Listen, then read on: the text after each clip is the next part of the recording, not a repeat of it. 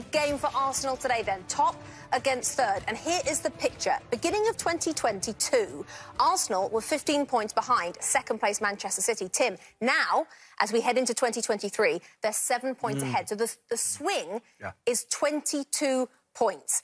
Talk to me about how that can happen. Is that all Arsenal just improving, or is that slightly City as well?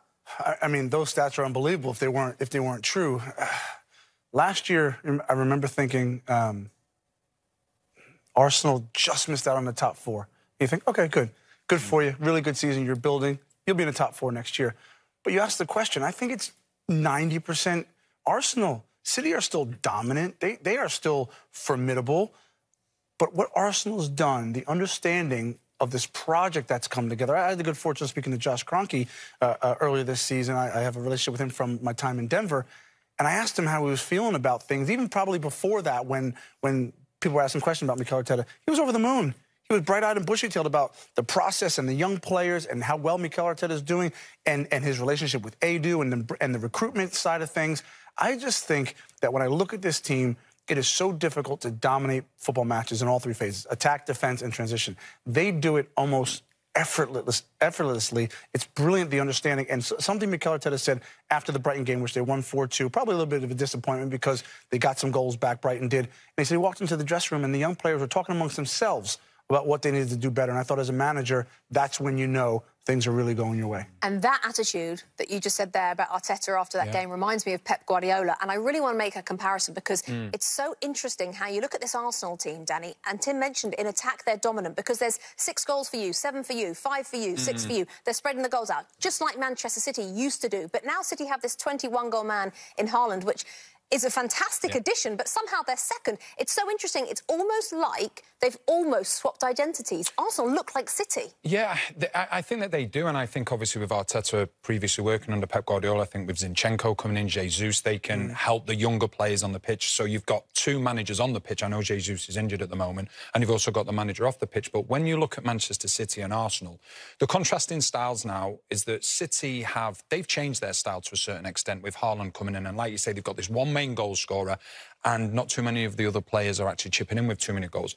You look at Arsenal, they've perfected their style from last season. So all they've done, they've continued with their style from last season and made it better, whereas Manchester City, they have changed a little bit and players are still adapting to that.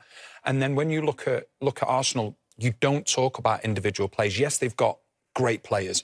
I think one of the things that was mentioned, Jesus gets injured and everybody's like, oh, this is the beginning of end for Arsenal's title challenge. And Nketiah comes in.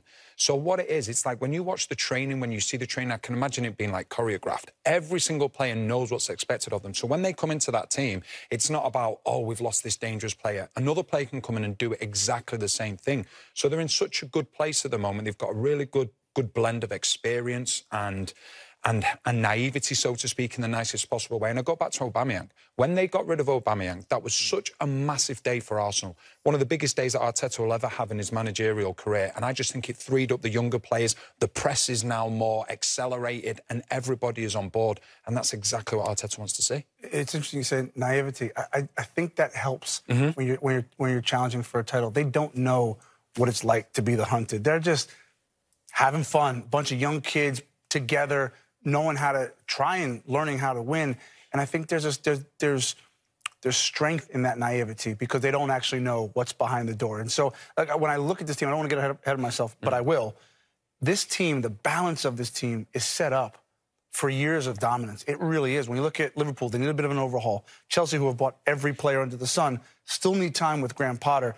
Ten Hag is in the process of that planning at Manchester United. This team, they haven't gotten a signing wrong, Mikel Arteta and Edu. And when things have needed to be done, Aubameyang's needed to get out of the door, they sent him out. When Xhaka needed a real talking to, and now's your time or you're leaving the club, he got on board and he's having the season of his career at Arsenal. So I really like the makeup of this team. I think with the top 6 teams as well, your usual top 6 that you're going to expect to be there or thereabouts, Arsenal is the only team within that top 6 that, if we fast forward to the summer, regardless of what happens, whether they win the league, whether they don't win the league, they are the only team within the top 6 that if they don't sign any players, will be stronger next season because you've got players there, not one of them's at the peak, and they're going to be stronger season after season and just developing at an unbelievable rate. Yeah, results of really good recruitment, a philosophy, like you say, that the whole club has bought into. He's had bumps, Aubameyang being one of them, but they have stuck by him, which is an example, you have to say.